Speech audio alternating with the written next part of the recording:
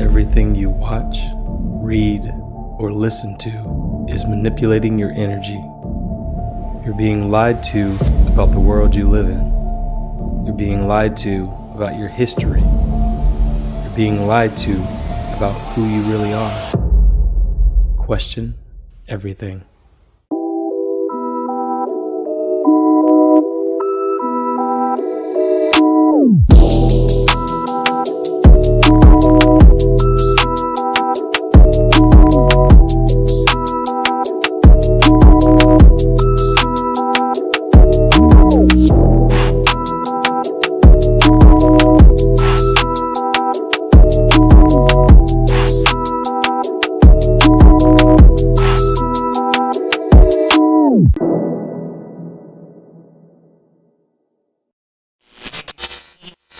I was just talking about how I like to, I'm really fascinated with the exploring the edge of reality and consciousness, and to me that's really fun. And how I, about 15 years ago, sort of had an epiphany or an awakening about my life, and how I was just kind of going through the motions, trying to make everybody around me happy and trying to fit in and trying to live a certain way, and like a lot like an NPC, and that kind of all came crashing down, and I started exploring my life and reality and mysteries, and then I realized that it was like actually really fun, and I became less afraid of it. We were just kind of discussing that and talking about that and the challenges of that as a content creator on social media, and trying to share what you're doing in your life and raise all these questions and explore all these mysteries, but also feel that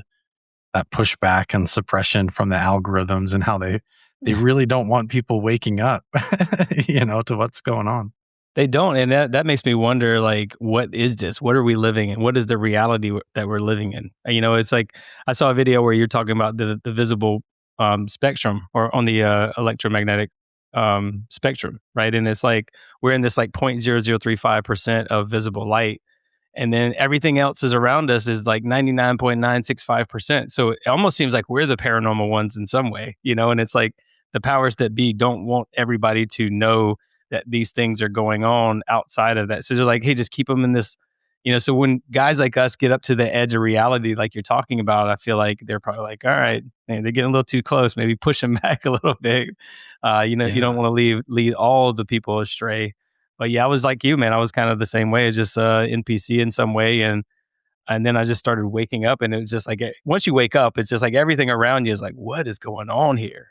I don't understand. You start seeing things totally different.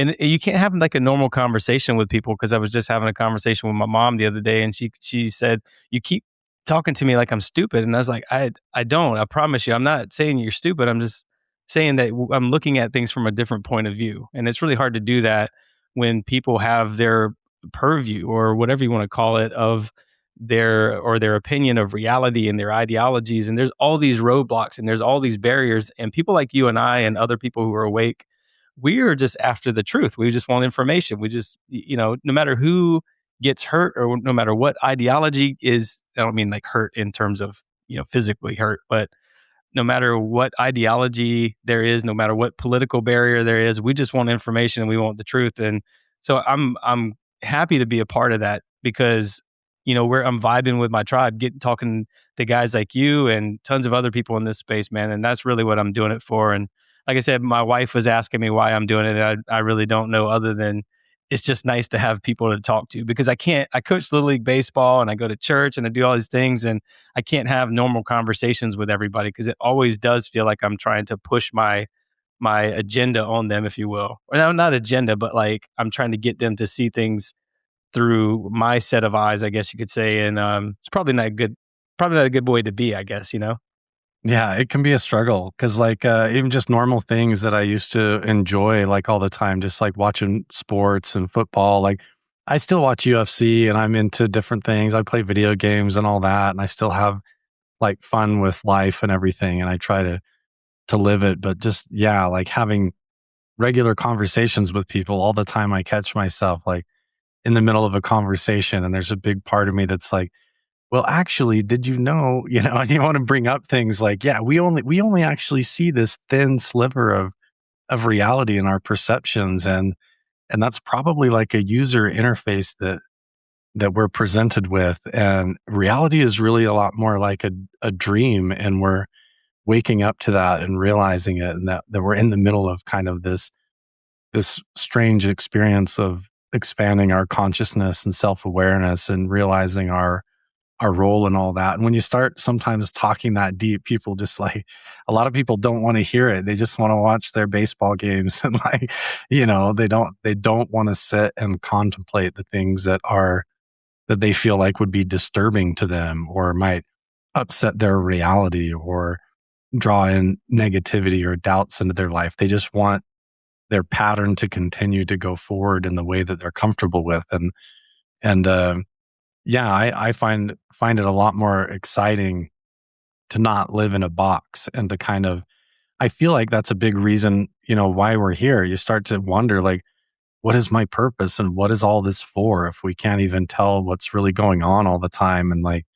it is such a surreal experience. But like, when you sort of, uh, you just accept in your life that like, okay, we really don't know. There's so much to what's going on that is such a mystery, then the whole experience of your life can become kind of like a treasure hunt, like I get up and a lot of times these like little trips or adventures that I go on and people that I work with, I stop all the time and I'm like, this is like real life Goonies. Like this is so cool. Like I'm out, we're trying to like see if we can get UFOs to show up in the sky, or I find myself like crawling down in some giant abandoned mine shaft over by Area 51 or different things. I'm just like, I would have never got to do this in my old life if I would have just stayed comfortable. But like, this is freaking cool. Like to be able to get out there and do this and meet other people.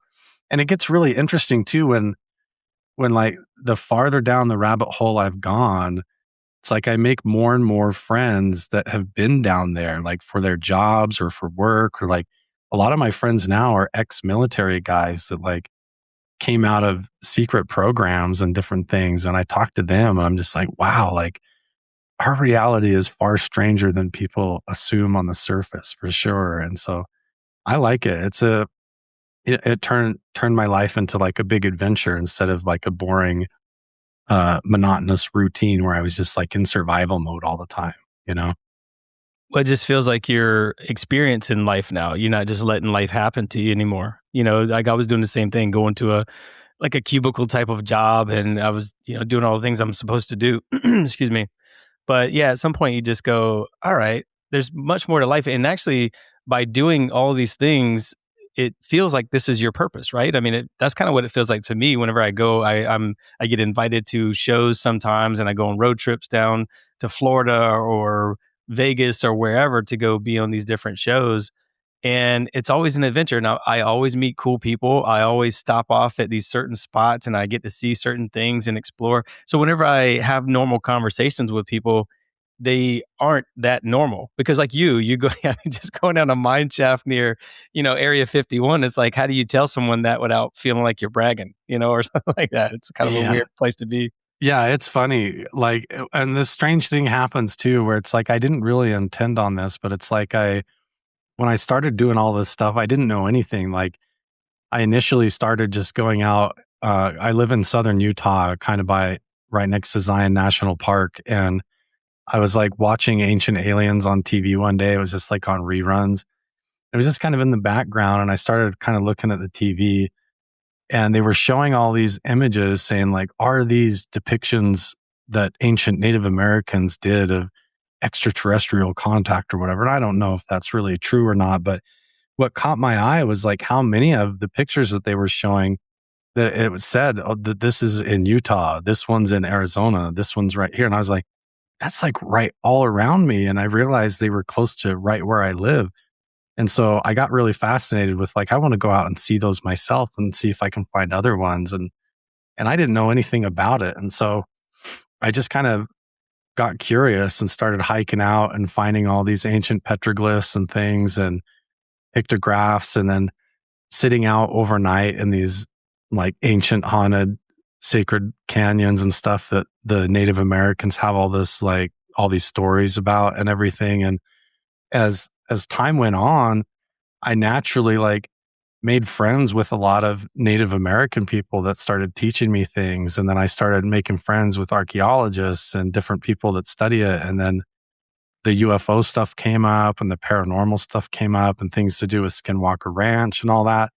Next thing I know, I'm like invited to go up to Skinwalker Ranch and work with some of the crew from up there and have all these experiences. And then I've been on a spin-off TV show about called Beyond Skinwalker Ranch a couple of times. And like, and then I've turned around and like a few years later, I realized like, okay, this isn't just like a hobby. I find myself in a position where like I'm one of the only guys doing this around here. And I'm kind of like a leading expert or like an authority on this. And I didn't even intend on that. But now it's like thousands of people are watching to see what I say and what I do about it. And you just kind of like emerge out of the crowd because I've just been swimming down in that deep end for such a long time that I've found myself like, and it's not an egotistical thing. It's just like I just have a lot of experience now because I've just been doing it for so long. And so, yeah, it's really fascinating to like put all the different pieces of the puzzle together and then meet other people and uh, realize that you're kind of onto something that maybe uh, people in charge in the military and government and private agencies don't actually want people to figure out. And there's a whole like secret agenda going on. And it's like, whoa, this can even get dangerous sometimes. And like, but yeah, that's fun for me. It's really cool to go out there and be a part of it and try to figure it all out. By the way, you're being humble. You said thousands of people, millions of people. You have millions of followers on YouTube. Does that feel surreal sometimes, man, when you look at it? It's like you're in a position now of importance in what you say. You got to watch what you say. You got to be sure what you're saying is truthful and you've investigated it and stuff like that. So it could be a weird position, right? Having 3.5 million followers or whatever you're at right now. It can be a little bit surreal. Like I definitely feel that. Like I feel like sometimes when I post content, it used to get really in my head where I would, you know, really try to overproduce what I was doing. And I was trying to make everything that I posted like match like the quality of a TV show or like something that the History Channel would put out. And I definitely, like when it comes to the ancient Native American stuff, I'm always very, very careful because I want to represent the indigenous people properly. You know, as a white guy, I don't want to be out there culturally appropriating things the wrong way and misrepresenting actual historical things incorrectly. So I'm really careful about how I present that stuff. But I've kind of also let go because as time goes on, you realize like every single upload that I do, really like pulling a lever on a slot machine. You just never know if it's going to take off or if it's only going to get a couple of thousand views or a few hundred views and I'll get embarrassed and delete it, or if it'll take off and get a lot of views. And so I've kind of let go of a lot of that anxiety and that's been good for me. I think over the last year I've relaxed quite a bit and you know, the platforms changed so much. Like YouTube used to really be about that engaging more long form content. And I still do quite a bit of that. But like when TikTok and Instagram Reels came on the scene, it's all about being under 3 minutes or less and the short form content and being really quick about what you say. And that kind of had to break me out of that mold. And so it can be frustrating that you have to kind of shift your strategy quite a bit when you're posting content and how you approach it. But I kind of let go of it now. And I used to honestly be worried that I was going to run out of things to talk about. Like I used to get all stressed about it. Like, what am I going to make a video about next? Where am I going to go? How am I going to keep this going? And then over time, I've learned to just really trust myself and realize like, I'm never going to run out of ideas. And there's every single day that I wake up, like as the day goes on, I just find myself like thinking about something, or I'm watching a lot of videos about a particular topic. And I'm like, oh, I'll just make a video about this. Like, I might as well just like throw my shoe in there and see what people think about what my thoughts are on it. And so I kind of like just explore a lot of different topics. And I realize that I'm not really trying to follow any particular message or like an agenda with the content that I'm doing. And and everything, I've always just filmed about my life. It's kind of just like my life journey and stories. So anything that I find interesting or funny or fascinating or whatever's really been on my mind, I just try to share that. And it's kind of more just about my experience of exploring reality in my life and what's going on. And so that's kind of, I've kind of gotten over that fear of running out of ideas. Oh, dude, they don't run out. Like for sure. In this arena, I literally have a Word document on my desktop of like, I'm by the way, I'm into everything that you're doing. Like petroglyphs, hidden history, uh ancient civilizations, literally all of that. UFOs, paranormal, everything. I haven't touched into the psionic stuff, which I'd like to talk to you about here in a second, but I'm into all that stuff as well. And I kind of started like you, and I started realizing that there's not a lot of people out there doing this kind of stuff. There's not a lot of people exploring these areas.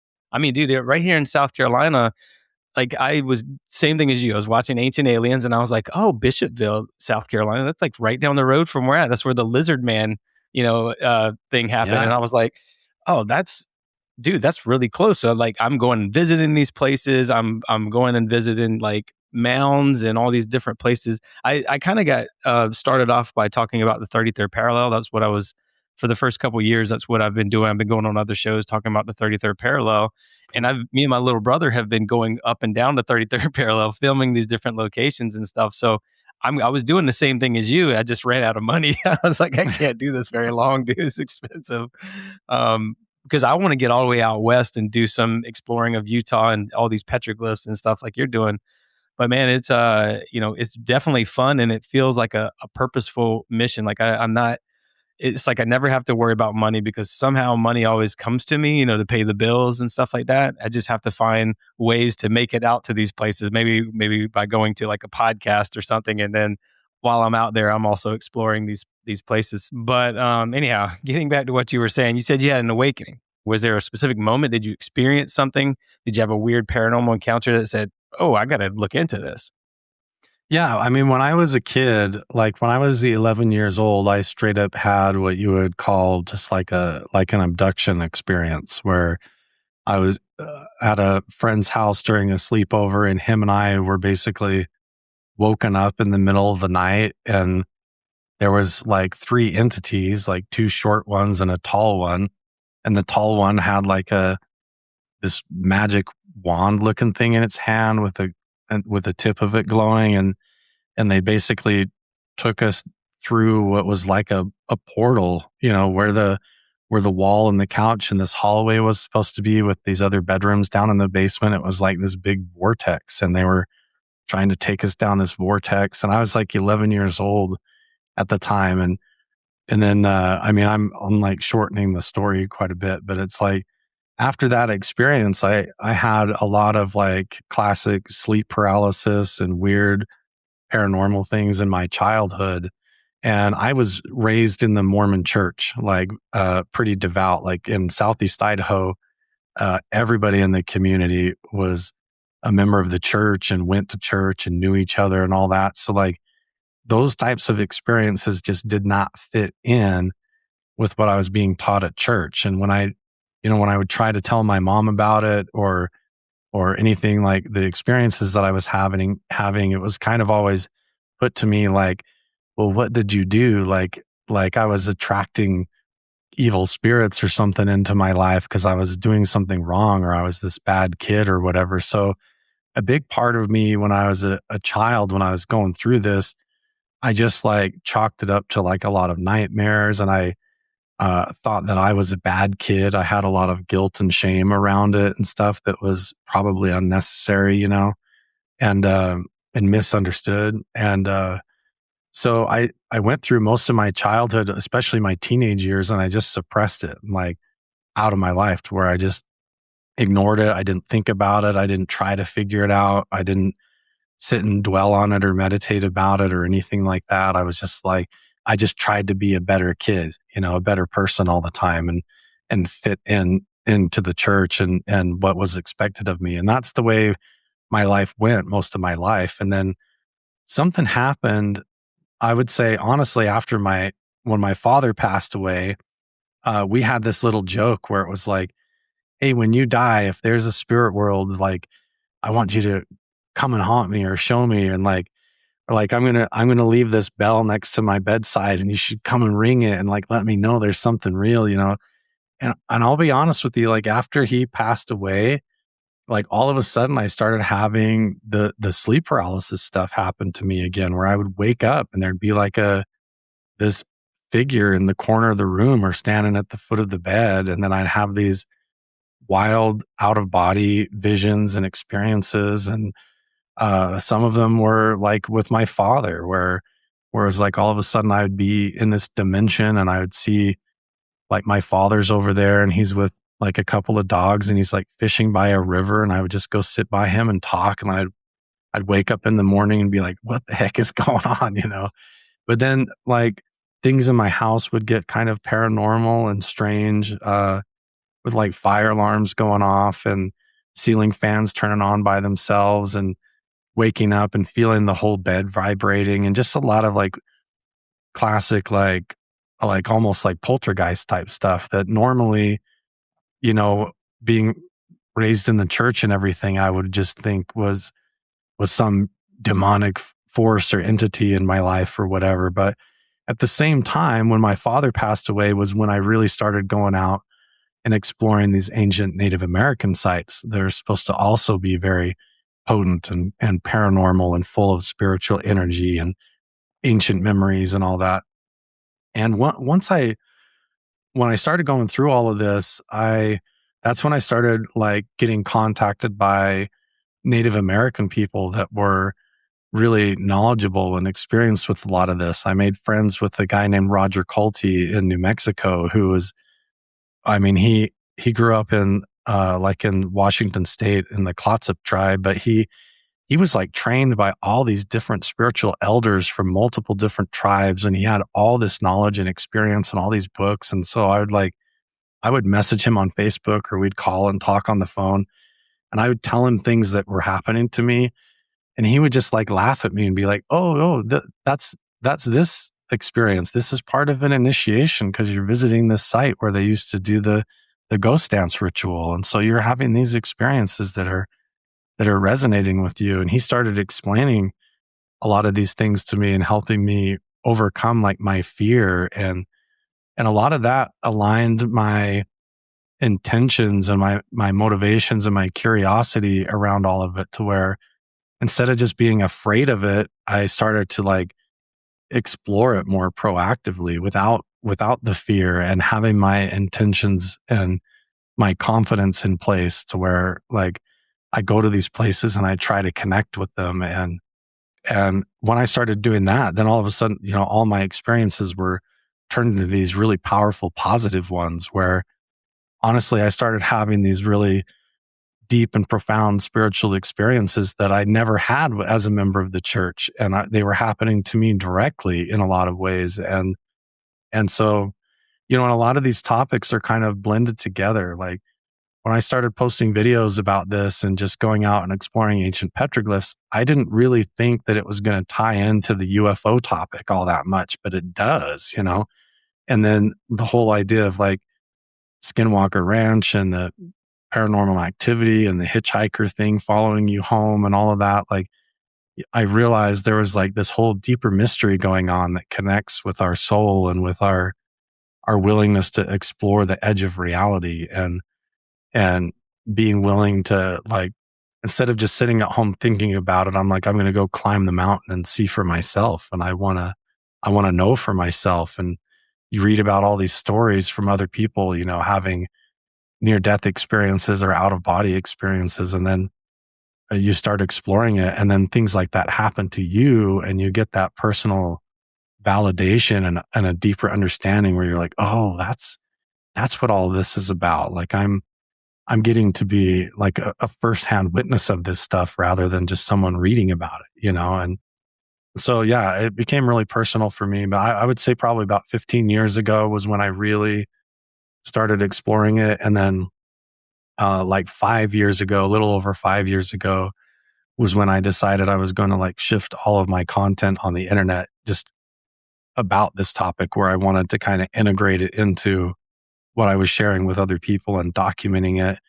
And also just for the validation, I was like, I would love to catch some of this on camera instead of just have a bunch of stories that people think I'm crazy, you know?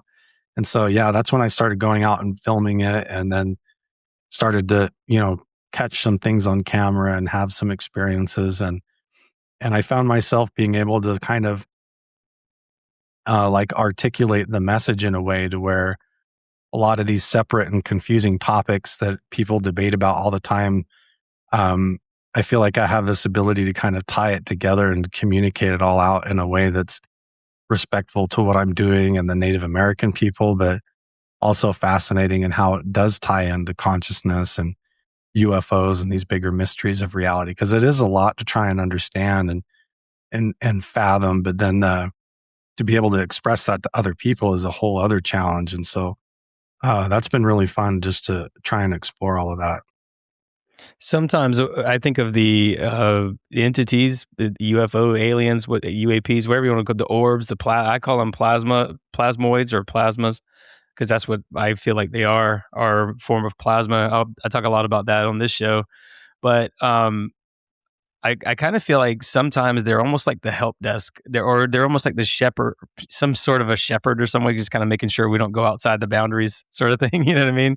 But I'm also very cautious of it. I mean, you just said a while ago, I think you said the word evil, like these evil entities. Do you think that there is a differentiator, I guess you could say, of like good versus bad entities or energies or whatever you want to call them? Is there something that you can clearly say like, oh, that's bad, and I stay away from that? Like, because I'm of the mindset that sometimes even religions, like being a Mormon or maybe even a person who goes to a Pentecostal type of church, you can kind of let energies in some way without really knowing it, whether they're good or bad. So I guess I'm really concerned about letting something, like I'm terrified of a lot of these places, to be honest with you. I don't want to go to some of these places because I'm afraid of that hitchhiker thing, like you talked about with Skinwalker Ranch. I don't want negative things to happen to me and my family, scratches on people's backs or things falling over and things like that.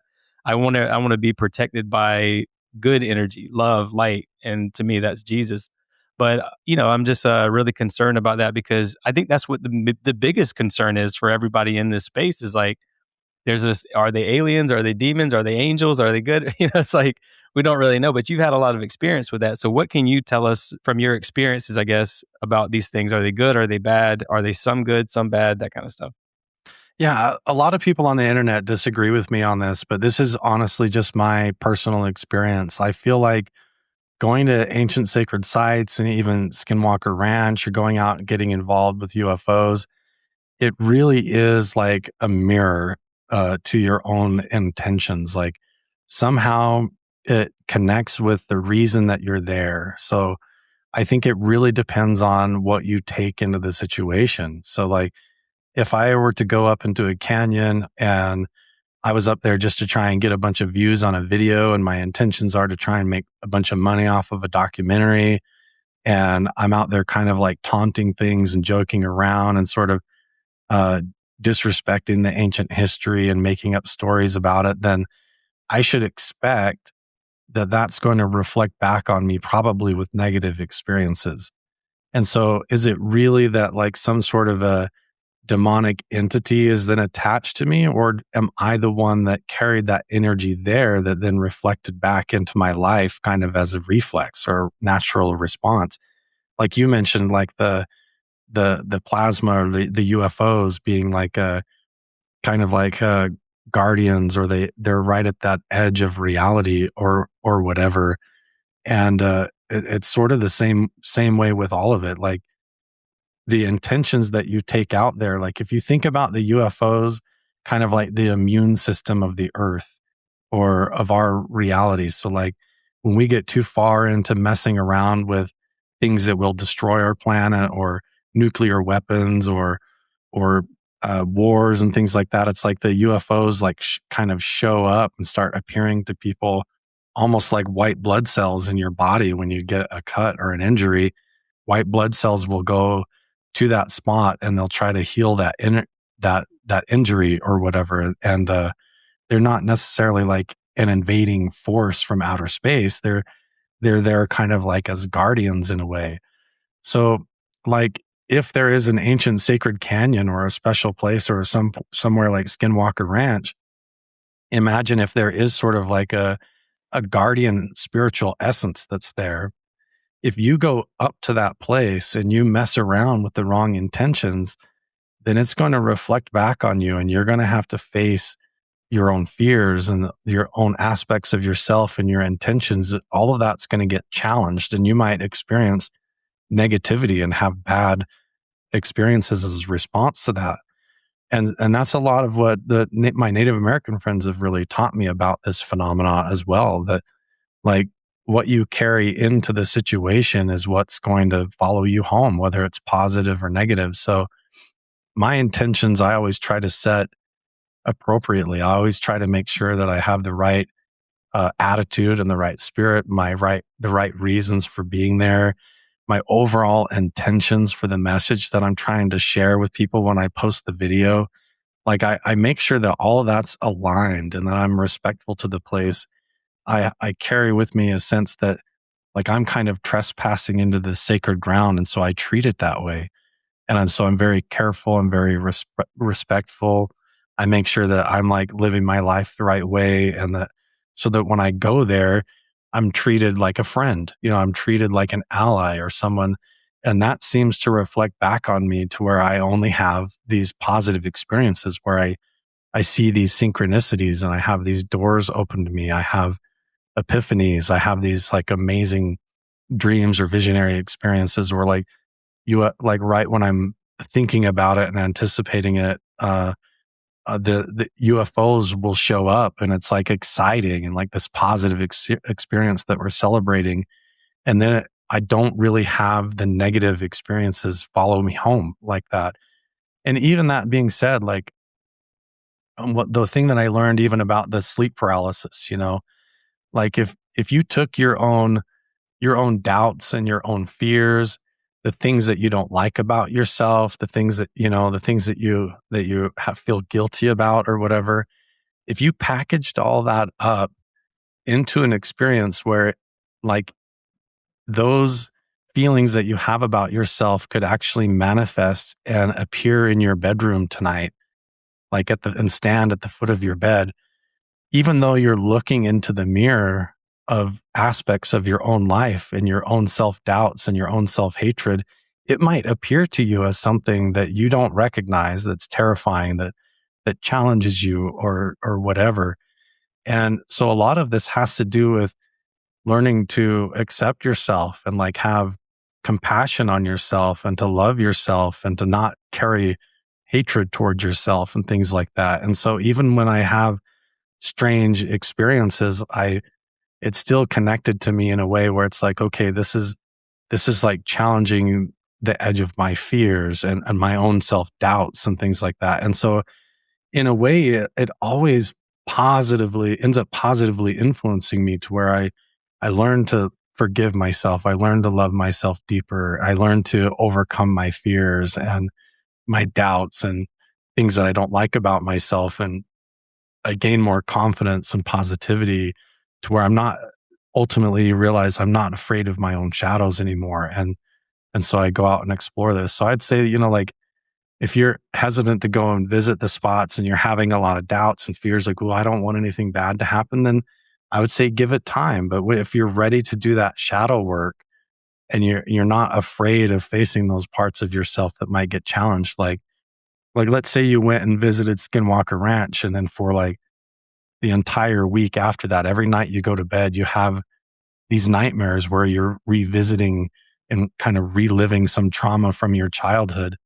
Is that really a bad thing? Or is it really just time for you to face those things and to heal them and to overcome that and to become a better person and to like forgive yourself as a child when you went through those things and overcome the doubts that you have about your life and to get stronger? And so it kind of comes down to your own intentions and your own resolve. And I personally, I don't feel that the UFO phenomena is demonic in any way, and I don't feel like any of these hitchhiker phenomena are really evil. I feel like they might challenge those aspects of yourself that need to grow and need to change. But ultimately, if you have the right intentions, they can be really positive and powerful experiences in your life. And so those types of lessons have helped me overcome a lot of things. Like I said, when it really started opening up for me was when my father passed away. And so I was carrying home with me a lot of grief and loss and a lot of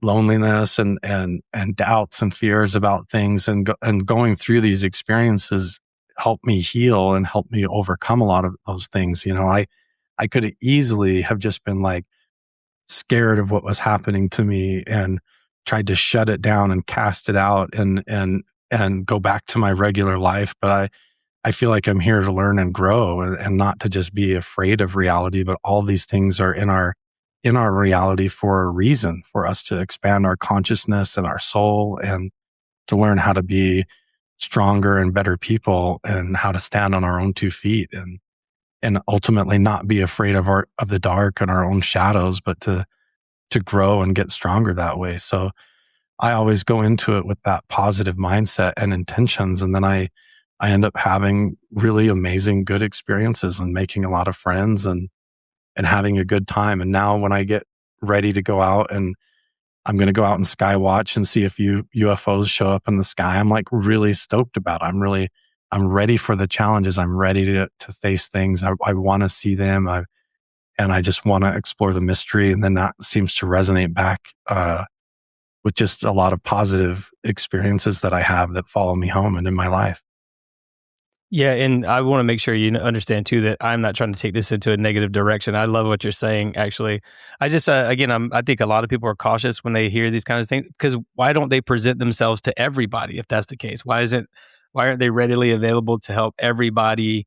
Do shadow work and all these other things, and why is it at certain locations? And why are people being abducted against their will? Why, which is kidnapping, and why are people being sexually abused in a lot of ways, with people who are being taken for some sort of a breeding program, it seems, or something like that. I mean, there's a lot of things that point to negative things as well. And I think that's why people have this caution about these sorts of things. Yeah. I've heard stories about that kind of stuff. I've never really had any of that happen to me. I've just had, like I said, like, uplifting and good experiences, but I've definitely heard about that. I know I've heard rumors about, the government and different aspects of it being involved, and yeah, getting basically abducted. How can you rationalize that into like a positive experience? But like I could say I was taken as a kid too. And in the beginning that was really terrifying to me. But since I've been able to sort of sit with that and revisit it and think about it a lot, I'm like, it was it was scary when it happened, but at the same time, it planted this seed of curiosity in me to where I want to know what happened. And that kind of like took me down this path in life that's been really awesome because of it. So it just depends on how you frame it, I guess. Like, I don't think any challenges are put in front of us that are too great. And so I think the reason it doesn't happen to more people is like when they have small experiences, they probably just shut them down or try to cast them out. They don't sit with it and really try to explore what purpose it has in their life and what they're supposed to learn from it. And so I'm just always trying to learn from those experiences rather than to be afraid of them. Where it's like, even if I was like abducted by terrorists and held hostage and they were torturing me, though, I mean, I can imagine what it would be like. That would be absolutely traumatizing and horrifying. It'd be like nobody wants that to ever happen to them. But I can honestly say that, like, if that were to happen to me the entire time that I was going through the experience, I would be trying to expand my soul and deepen my connection to my spirituality and try to understand. And okay, so this is a big challenge. Like, how much of a grudge am I going to hold over people, and how much am I going to see this as unnecessary, and how long am I going to play a victim, or am I going to learn from this and turn this into a strength or a positive thing in my life if I get through it? And so I think it all just comes down to like your attitude and what you take into it. If you're like someone who stands on your own 2 feet and who sees yourself as a survivor that learns from every experience, whether good or bad, then it's like then life can throw a lot of variety of things at you and they're not going to shake you that much, you know? Kind of like, I know you're a spiritual person. You said you go to church and everything. It's like when Satan himself came up to Jesus and actually tempted him directly, he was like, "Look, I'll give you all this power and money and you could rule the world and I'll give you all this fame and glory and all this stuff." And the response that Jesus had was like, not only was he not afraid at all when he actually met Satan face to face, but he basically acted like, "Who are you? Like, you're nothing to me. Like, how much of an effect are you going to have over me? Because I have sovereignty over my own soul and my own reality." And I think that's like a really powerful message of not being afraid.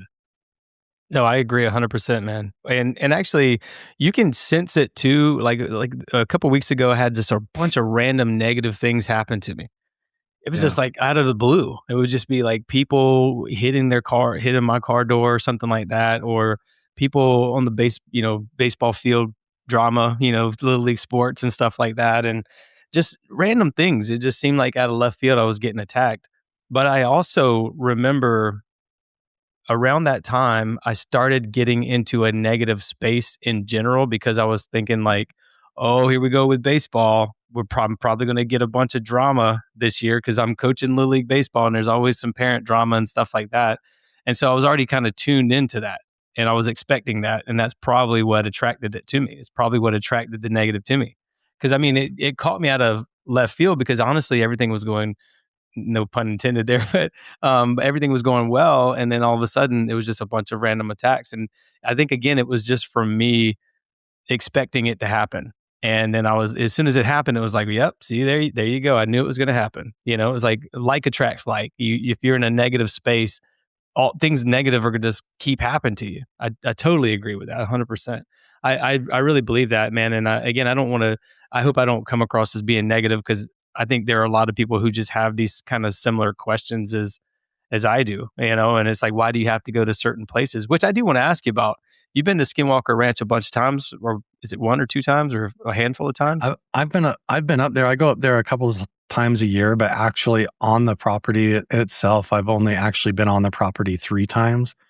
You have to sign like NDAs, and Sure. somebody that works there has to get special permission. Like, I'm friends with the owner of the ranch, but they're very careful and they're very, they're concerned about bad things happening to people. So they only let certain people go on the property. But I've actually been in the command center and on the ranch 3 separate times. The first time I got invited out there was because they found a big boulder up there that they were speculating whether it had ancient petroglyphs on it or not. They couldn't tell if they were just like scratches or old weathering or whatever. And so that's the first time I was invited on there to go look at that boulder to see if it was actually petroglyphs and then walk around a bit and see some more. But yeah, Were I've been you on on the that property. episode?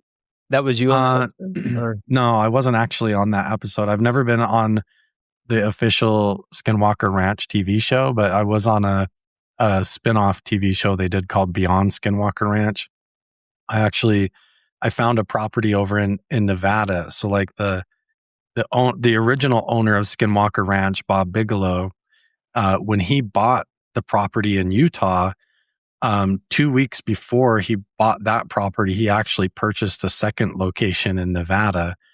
And one of the people that used to work for Bigelow kind of became a whistleblower, and he sent me pictures of Bigelow and Jacques Vallée and Hal Puthoff and a bunch of people that were really big into UFOs back in the 90s, pictures of them at this property over in Nevada called Mount Wilson Ranch. So I got in contact with the current owners and went over there and started researching it. I spent about 2 years working over there with just my friends and myself, like going around, checking for paranormal stuff, looking for UFOs and digging into the history. And then they ended up making a whole spinoff show called Beyond Skinwalker Ranch. And so I did end up on that show. But yeah, I wasn't on the main TV show on the History Channel. I actually watched the show, and I know it's a show, so there's going to be some entertainment aspects of it as well. And so, Ancient Aliens and Skinwalker Ranch, all that stuff, I would watch them not for entertainment purposes necessarily, but more or less to get like I would take little tidbits of information because I'm kind of like I'm researching things on my own, right? I'm looking into things on my own. And so I would hear them say certain words or certain frequencies or whatever, and I'd go and look up, I would go investigate that kind of stuff. And I still watch it. It's still very entertaining to me. I just always worry or not worry. I always wonder why they never look into the more into the geological stuff. Cause I've been, really in the last handful of episodes, I've been talking a lot about how the USGS has these maps, right? These aeromagnetic anomaly maps. A lot of people aren't looking into this. A lot of people haven't even paid any attention to this whatsoever. But I feel like I'm the only one. I could be wrong, but I feel like there's a lot of that kind of stuff. There's magnetism that they don't talk a lot about on the Yeah. ranch, and I got to imagine there's a reason for that. Um, but these hotspots, the reason why they're hotspots, you could take every paranormal place, every paranormal, like I did the Betty and Barney Hill, like a environmental profile on them, and I did one on the Lizard Man at a Bishopville. I did the swamp gas thing for the Michigan, the 1966 UFO flap that happened. And every time you could take a aeromagnetic map and overlay it onto like a Google map, and you can drag the opacity on it, and it's always right there where there's heavy or abnormal, heavier than normal magnetic anomalies. And these magnetic anomalies underneath the Earth are causing the magnetic field of the Earth to have these little variations, if you will. And nobody's really talking about that. And I just feel like maybe they know that, but it just seems weird that they don't talk a lot about that kind of stuff. What's your experience like with like these kinds of hotspots? Have you noticed that there are magnetic anomalies associated with a lot of these places? Yeah, absolutely. The geology plays a big role in it. I can say that even though it doesn't always make it on the TV show, I know anytime, like for the Skinwalker Ranch show in particular, anytime they leave the property and they go film out elsewhere, it involves all this other red tape for like any networks where you all of a sudden got to get permission from different landowners and whoever else is on camera and whatever. It's like a whole different level of liability. And so a lot of times they just stay on the property itself. But I know, like, I've been up there with members of the team from Skinwalker Ranch, like Eric Bard, um, oh geez, Thomas Winterton, Caleb Bench, and then Chris Bartell, who's a former security guard that worked on Skinwalker Ranch during the Bigelow era for like 6 years. And we all went up there and we spent a whole week doing just exactly what you talked about, where we followed kind of this map of the geomagnetic lines that run up through the Uinta Basin that go right underneath Skinwalker Ranch. And we went up to the top of the mountains and found like a huge cave entrance where all the winter runoff melts and goes down into the mountain, into the aquifer system that runs underground. And you kind of realize that like the whole basin is like a giant battery, and like the top of the mountains is like the positive end of the pole, and the down right at Skinwalker Ranch where it flattens out at the bottom of the mesa there is like the bottom end of the battery, like the negative end, and you've got this huge geomagnetic field going on. And so then you have to wonder like how much of that energy and frequency is on the one part, is it just affecting consciousness? Meaning like when you as a group of people go walking out in these areas and there's weird underground energy in the geology that's coming up like a radiation into your body and into your brain, is that causing hallucinations? Is it causing our perception of phenomena to appear and all this paranormal stuff and giving us nightmares and everything? Are we just getting microwaved or whatever, like, so you have to kind of like explore all of that level of it. And that's when you get into like everybody's equipment dying on them, like your camera batteries just start dropping dead and weird, they won't film or record. And that's where you get chasing around like, okay, well, if we can get technology to capture the evidence of this, then we know it's not just like a figment of our imagination. Like if we actually see a UFO in the sky, that's one thing. It could be something that's just happening because we're in the middle of all this anomalous energy coming from the earth or whatever. But also like if you can catch it on camera, or if you have a cluster of sensors that like measures gamma radiation, EMF, infrasound and all that, and it's able to measure these changes, then you know that it's not just something that you're imagining. You actually film it. You're getting the footage, and then you're getting all this data to go along with it. So it's kind of a big game of like trying to capture all of the layers of all that to see what's real and what's not.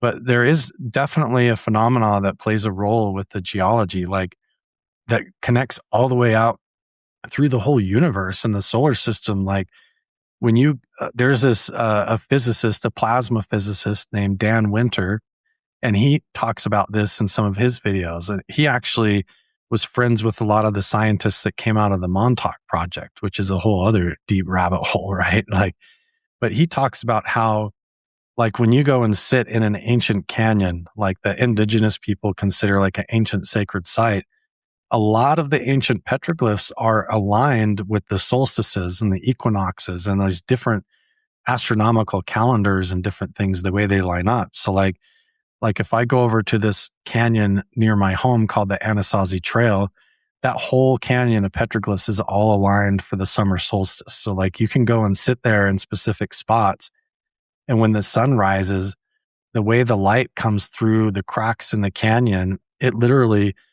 the sun appears like balls of light and spears of light and different arrows and triangles, and it moves across the petroglyphs. And suddenly you're like, oh, it makes a lot more sense. Like, but not only that, you've got all these invisible electromagnetic fields. Like the earth itself has this whole electromagnetic field, like a bubble around it. Like the earth itself is like a giant battery, right? And we're just like these little creatures on the surface of the earth. And so we have, like you go sit in an ancient canyon and you're sitting in the middle of that, all those longitudinal waves of radiation of the electromagnetic field of the earth. But then when the sun rises, like on the solstice, and the sun's directly overhead, then you've got these transverse waves of electromagnetic energy coming down and mixing with the Earth's electromagnetic field. And most of the time, it just like dissipates as like heat and radiation. And that's why the rocks get all hot and it gets hot in the middle of the day and all that.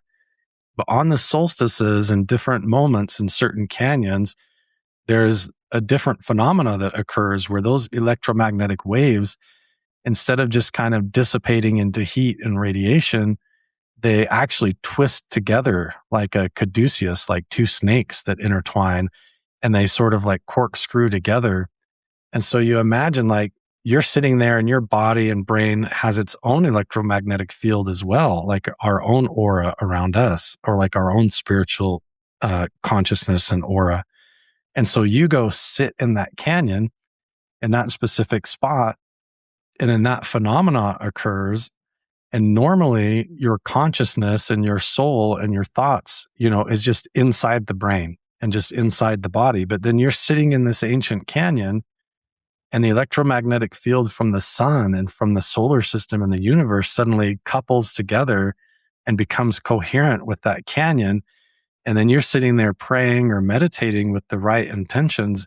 And it's like your consciousness can all of a sudden expand and join that harmony, like two tuning forks that are resonating together. And then all of a sudden you understand what all these Native American people were into. You start resonating your own consciousness with the phenomena there. And that's when you start to have visions or out of body experiences, or it's like your consciousness expands from just the container of the brain and the skull, and it can now inhabit the greater field of the whole canyon and connect up into the universe. And that's when you look up and there's suddenly UFOs in the sky. And that's getting into kind of like how psionics works that you mentioned earlier. This whole idea of like, how can we resonate our consciousness with the earth and with the solar system and with the universe in this positive way, to where you kind of basically send out a frequency or an actual signal from your intentions that attracts a response or tunes you into this deeper reality. Like at the very beginning of the show, we were talking about like how we only see this very thin spectrum of visible light. And above all that is like infrared and this whole other electromagnetic field and spectrum that's just invisible to us. but your consciousness and your soul can tap into these higher dimensions of reality and can expand into them. And that's where all this weird stuff kind of lives, all these spiritual realms and all the different higher levels of consciousness. So yeah, the geology plays a big part in like going and sitting in the right spot and tuning into that. It's totally different than when you're just in the city and you're surrounded by Wi-Fi signals and bombarded by all these junk signals and energy, and your thoughts are, oh, I got to pay my bills tomorrow and all this. You go out into nature and you sit with it and you harmonize with it and get in tune with it. And it's like it opens you up, it tunes you into these sort of higher dimensional and spiritual experiences. And so to me, it definitely plays a big role. Yeah, I just wish more people were talking about it. That would be pretty awesome because I mean, I'm not an expert enough to talk about it. Neither are you. I mean, but we are learning this stuff. We're reading into it, we're researching. I was looking into solar flares or solar cycles and how they play a major role in mass UFO sightings and things like that. And you can see there's a lot of evidence that shows during solar maximum, we have a lot of paranormal activity. And our last solar maximum started in December 2024, and then it started fading over, throughout 2025, and it kind of ended early 2026. It's still kind of lingering around. And then we go through a solar minimum where it's less of it. And then there we go through a solar maximum again where there's more of it. So all of these things play a big part. And again, no, it seems like nobody's talking about it, but maybe I'm not watching the right the right content or the right stuff because I would like to see more of that whenever I watch like Skinwalker Ranch. Because as someone who's looking into this, I'm looking at them as, I can tell they're taking it seriously. I mean, it seems like they're really doing this stuff for real. They're not faking it, but there is an entertainment aspect of it that you kind of have to play into the words. Whoa, did you see that? Or something like that, Right. I just, I watch with a different mindset because I think what you were talking about, how the magnetic field of, right, you walk into this area and it could jar your brain. We're like these hard drives, if you will, and it kind of fragments our brain in some way when you walk through them, and you can have like these visions. My mom has experienced, by the way, my mom's house is super paranormal. She's experienced a lot of crazy stuff, but she's driven through this one area where there's a lot of springs. That's another thing. I've created sort of a paranormal profile, or like an environmental profile, if you will, on these different regions. You can have fault lines. Anywhere there's a fault line or flowing water creates a kinetic energy as well. That's a magnetic energy. So if you have all of those, right? If you have underwater systems flowing at Skinwalker Ranch, and you have faults and you have fissures and all this stuff where energy can sort of seep out, this is where you're going to have these kind of experiences. And my mom drove through this area, and I was on the phone with her, and she was like, "What in the world?" And she used more colorful language, but she was like, "I just drove through this area." So she had this almost like this setback in time where it took her back a little bit, and then she drove through it again, and she was like, "That was the weirdest thing I've ever experienced before." But I do think that people have these visions when they walk through there. They can see certain things, or maybe they can see the invisible world or the paranormal world around us that we can't see. And I think that does play into some of these spots. This is why a lot of people, I had Freddie Silva on my show, and he's talking about the same thing you're saying. You go in with these certain intentions at these Stonehenges or Aveberries or wherever they're at, and you can have a different experience depending on what you're thinking and how you're feeling. I had another lady on who was talking about, I think her name was Karen, maybe I can't remember her last name, but she was talking about temporary temples, how crop circles can have that same effect, but they're just temporary and eventually they go away. So it's really interesting, man. All this stuff, it aligns, like you said, the solar activity, the geological activity, all of it lines up on certain times of the day. There always seems to be activity at dusk and dawn, the twilight zone era, Hmm. right? This is when things are happening. And that involves a lot of anomalous plasma, things kind of trying to form back together, because when the sun's out, it kind of disperses that plasma back into this soup-like state. And as the sun goes away, they try to quickly form.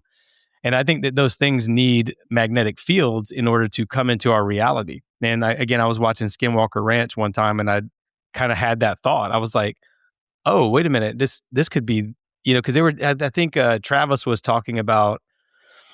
He was talking about there being a separation in the electric and magnetic fields, or something along those lines.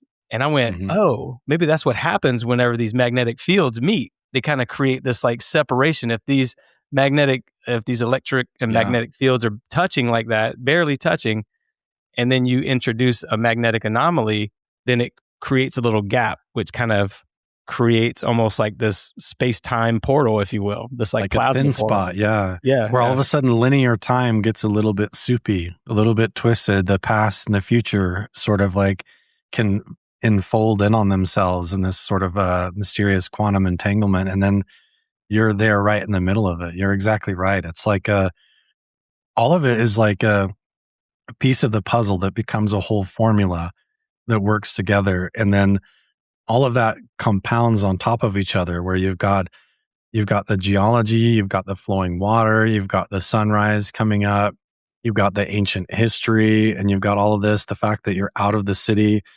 And then you go in there with your belief set or your intentions and all of that with a certain way where you're either closed off and skeptical or you're open and you're curious and you have the right intentions and all of that kind of builds up like and adds up to a sort of formula of contact, and that is ultimately what psionic contact and psionics is all about, is that formula. Like when I work with like Mike Batista, he's like a Green Beret that came right out of the UFO capture programs for the government, and he was the lead psionic asset for Team Skywatcher with Jacob Barber's team.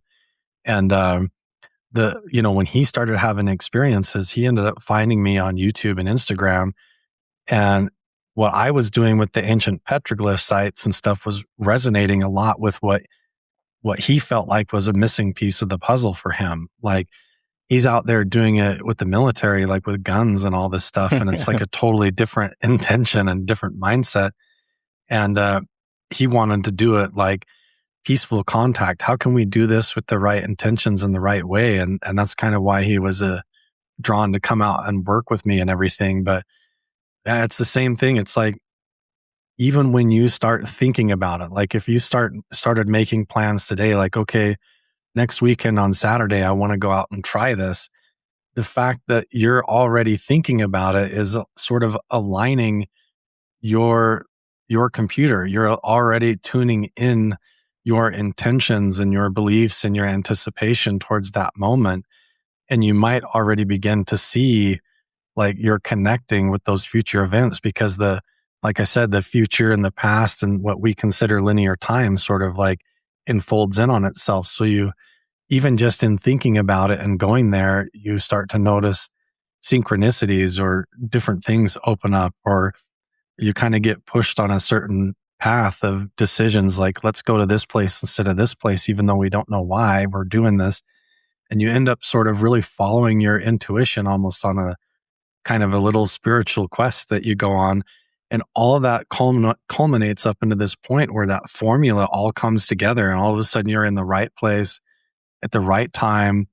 There's the geomagnetic anomaly. You're sitting right in the middle of it. You've got your cameras and your night vision out there and you're all tuned up. And like when I'm with Mike Batista, like earlier in the day or even the day before, I can be like, what are you feeling, man? Like, how are you feeling about tomorrow night? And he'll flat out say like he just trusts his intuition and he'll be like, I feel like at 3:20 in the morning something's going to happen. And I'm like, how can you even think like that specifically, dude? Like, are you sure? Like you're like he just doesn't. He's just got so much confidence in what he does now because he's like seen things and he knows, like. And we'll get up there and sure enough, like right at 3:20 in the morning, we'll be like, what's that? We'll look up and there'll be like, yeah, like all these orbs just coming out of the side of the mountain or going down and floating and merging into the side of the mountain. And it's like this epiphany, like all this has aligned for this moment. And yeah, and just that understanding that you have even in your mind and in your soul about the geomagnetics and about the place that you're going and understanding the history, all of that kind of tunes you in a certain framework. Whereas like, it's going to be a different experience if you're just up hiking around and you see ancient petroglyphs and you're like, oh, look at that old graffiti. And you don't really care. You're going to blow right past it and not even notice. But if you go and sit with it and you open yourself up and you explore that edge of your perceptions and reality, and you understand a little of the deeper mystery that could exist there, then suddenly, like when you vibrate a tuning fork and you bring another one closer, the other one will pick up that resonance and they'll start harmonizing together. And it's like your consciousness begins to do that. And suddenly you tap in to just wondering, what are these petroglyphs even about? Like, what is this mystery? And just having that question inside yourself sort of tunes you in, like dialing a radio to a different signal. All of a sudden you pick up the message, and yeah, and then you'll receive these downloads. You'll see orbs and UFOs show up in the sky. You'll have powerful dreams or visions, or have a whole out of body experience that can, where you get super dizzy and feel like you're falling out of your body, and you might feel like you're actually abducted on board an alien craft and there's other beings there. And then all of a sudden you're sitting back on the rocks again, and you have all these paranormal experiences. And to me, it's really fun. It's like really, really exciting and really awesome. But understanding that formula, I think, helps you be safer and helps you like tune in with the right intentions and mindset and go to the right places. Cause there's times when you go to a place and you just don't feel good about it. And you're like, I'm just not feeling it right now. Or like, I've got all this stuff on my mind. I'm not going to go tonight, and you learn to get in touch with your own tuition at a deeper level, and study the ancient history of the place and visualize it more deeply in that way. And yeah, it can be really, really mind bending and mind opening, where I think there's like thin spots in realities, or people might even call them portals, like they're where things can come and go through this thin spot in our default mode of reality. Yeah, it's almost like the electric and magnetic field are like the zipper of our reality in some way, and it kind of just opens that zipper a little bit. Yeah, like like in a video game where the code of the game is not quite set right, and like as a character, if you find that spot, you can sort of like glitch through the wall and see through the coding of the yeah, of that matrix of the game. It can be like that, where suddenly you get this glimpse like of these other dimensions or other information, and you realize there's other things living there, like that hide in that space outside of our normal perceptions. Yeah. we talked about vibing with your tribe. Even though you and I are in this paranormal world as a whole, we can talk to people about Bigfoot, or we could talk to people about aliens or whatever, and have normal conversations with them. But then there's another level to it where, like you said, you're exploring these places and you're experiencing these places in a different way, and you're looking into geology, and you're looking into, like when we have disclosure, I don't mean to open up another can of worms for disclosure, but whenever they have the disclosure hearings and stuff like that, they never have anybody from the Department of Energy. They never have anybody from the Department of Interior. They just always have national security guys. And I'm like, well, where's the energy guys talking about anomalous plasmas? And, where's the interior guys talking about the geology of stuff? And you never have those kind of conversations. So having these kind of conversations are really exciting to me. I don't know if you remember a comedy album that Adam Sandler did where he had a skit called The Excited Southerner. That's pretty much what I get like whenever I get to talk to people like you. And like, yeah. I'm starting to be like the excited Southerner here, making a bunch of noises. But it's been a great conversation, man. Like I said, I could talk forever about some of these things. I guess we'll have to do it again sometime. I'd love to have you back on. Yeah, we'll definitely have to revisit it, and we'll just dig deeper and keep exploring it all for sure. That'd be cool. Do you have anything you want to promote? I mean, you already got a huge audience. I doubt my audience would affect your viewership. But if you want to promote your YouTube channel and your Instagram and anything else, your website, feel free to go ahead and promote, plug, whatever you want to do. Tell people where to find me. I mean, you look me up. I go by Carl Crusher online. My last name's Andresen, but most people can't remember that or know how to spell it right. So I just go by Carl Crusher. So yeah, you can find me on all the platforms on Carl Crusher. And then I just published a book a couple of months ago called Psionic Contact. It's available on Amazon. So you can, if you're interested in learning more about some of my experiences, some of the ways the government figured a lot of the things out that we talked about today, and how they have utilized it in secret programs, using people that they found through like the gifted and talented program that have different telepathic abilities or mindsets, and how all that plays a role. There's a whole chapter in there about ancient sacred sites and how that phenomena all works together, like with the geology and your mindset. And so, yeah, so if you're interested in learning more and want kind of like a beginner's guide to get jumping into it without being afraid, I even in the book, I tackle a lot of that, speculation about fear and like what to do if you're experiencing things like sleep paralysis or paranormal activity and you're just like afraid of it all and don't know how to deal with it. I cover a lot of that in my own personal experiences of how I learned from that, and it's helped me grow and evolve into kind of what I do in my work today. So if you're interested in that, go check out the book Psionic Contact on Amazon. So yeah. Carl, thank you very much for doing this, brother. I really appreciate it, man. And thank you again for your time. I know you got a lot of more important things to do, but I really appreciate spending an hour with you, sir. Thanks, Brad. I appreciate it, man.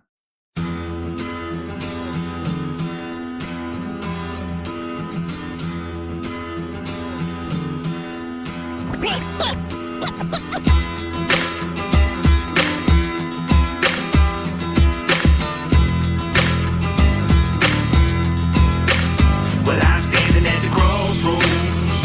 I don't know where to go. I'm losing control. Trying not to seal my soul. I'm standing at the crossroads. I don't know where to go. I'm losing control. Trying not to seal my soul. Can you point me in the right direction? God send me your blessing. I'm so tired of stressing. This music's turned to obsession. I got a long way to go to ease my pain. My clothes soaking wet, makes me sweat in the rain. Going half insane. Wishing I could change all my mistakes, but y'all be half gone if all y'all had seen the things that I saw. Hallucinating from the alcohol, hoping I can stop my own fall. Gotta stand tall, overcome the sin. Walking down the dirt road, singing church hymns. Oh dear Lord, oh dear Lord. Well, I'm standing at the crossroads. I don't know where to go. I'm losing control. Trying not to seal my soul. I'm standing at the crossroads. I don't know where to go. I'm losing control. Trying not to seal my soul. I'm sitting back thinking about the memories. Now I don't know who's a friend to me. These people act like they can to me. Well, that's still a mystery. Devil wants me to lose my religion, but I won't stop, not without a fight. I won't give it. So I'm gonna sit down right here and pray and ask the Lord above to help me change my way. Today the world's filled with greed, envy, and hate. You're moving too fast, apply pressure to the brake. You can love me or hate, I'll bend but don't break. I'm at the crossroads trying to